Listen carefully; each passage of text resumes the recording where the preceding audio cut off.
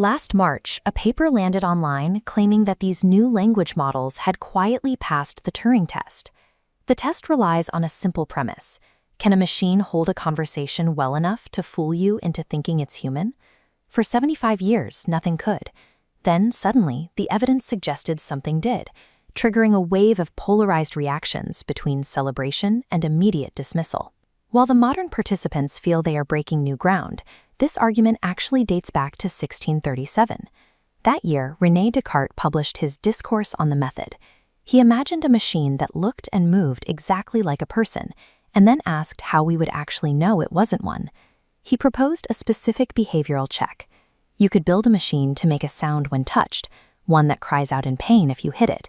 But Descartes argued it would fail to arrange those words freely to reply to the flow of unpredictable conversation. We have spent 4 centuries drawing a line in the sand between human thought and machine automation.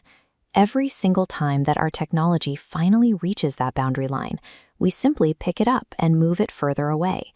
In the 1830s, Ada Lovelace studied the plans for Charles Babbage's mechanical computer. She realized that if the right rules were applied, its numerical quantities could represent notes, colors, or letters, extending the machine's reach into the realm of natural language. But she set a strict limit on what that machine could achieve.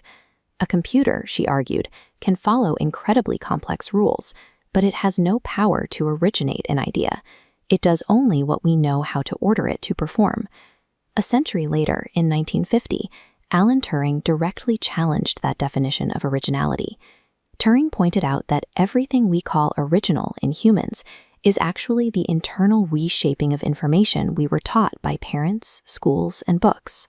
We are built out of everything loaded into us before we ever start to think for ourselves. When a human student combines their training to write a cohesive essay, we call that thinking. Turing's argument was that we cannot logically use a different word just because a machine is executing that same process at a larger scale. By the mid-20th century, researchers were exploring whether intent and intelligence could exist entirely outside the biological brain. Engineers watched automated anti-aircraft guns use mechanical feedback loops to track fast-moving planes. From the outside, the way those gears sensed and corrected their own path looked identical to human intention. Behaviorist B.F. Skinner took this further by training live pigeons to guide missiles. The birds produced steering curves as precise as a calculus equation, raising the question of whether biological behavior is proof of intelligence or just a well-optimized training set. Extended mind theory eventually suggested that outsourcing our memories to smartphones and notebooks means our cognition isn't actually sealed inside our skulls.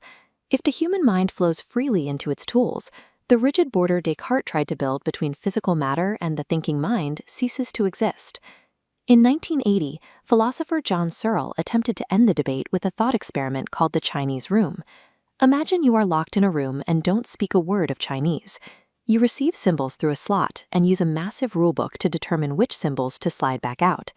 To those outside, you appear fluent.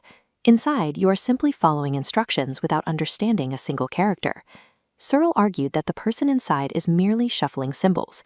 In his view, a computer is doing the exact same thing, simulating the behavior of understanding while being completely devoid of the experience.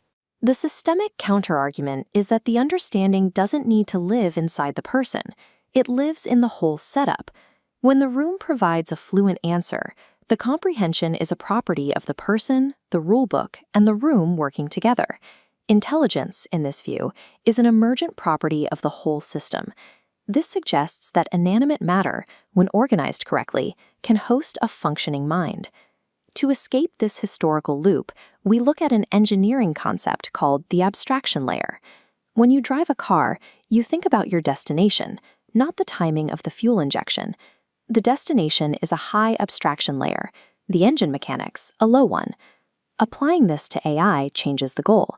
Endlessly debating whether a model has a rich inner life is a low-level abstraction that distracts us from the practical reality of using the tool. The useful questions for any user are whether the output is reliable for the task at hand, and who is on the hook if it fails. Real-world research proves the necessity of this shift. Psychologists have begun administering standard personality tests to modern language models to see how they actually behave. The findings are consistent. GPT-4 regularly scores high in openness, while models like Claude often lean toward being guarded. This is where the debate matters. A rule-bound system carries a moral and psychological tone. Every response it generates will drift in the direction of those quiet biases, influencing corporate policies, drafting legal memos, or lesson plans. Noticing and managing these baked-in slants before hitting publish is a more critical task than deciding if the machine is conscious. We do not ask if machines can think to understand the hardware. We ask because consciousness is relational. We are looking for a point of reference, a mirror to help us define what we are.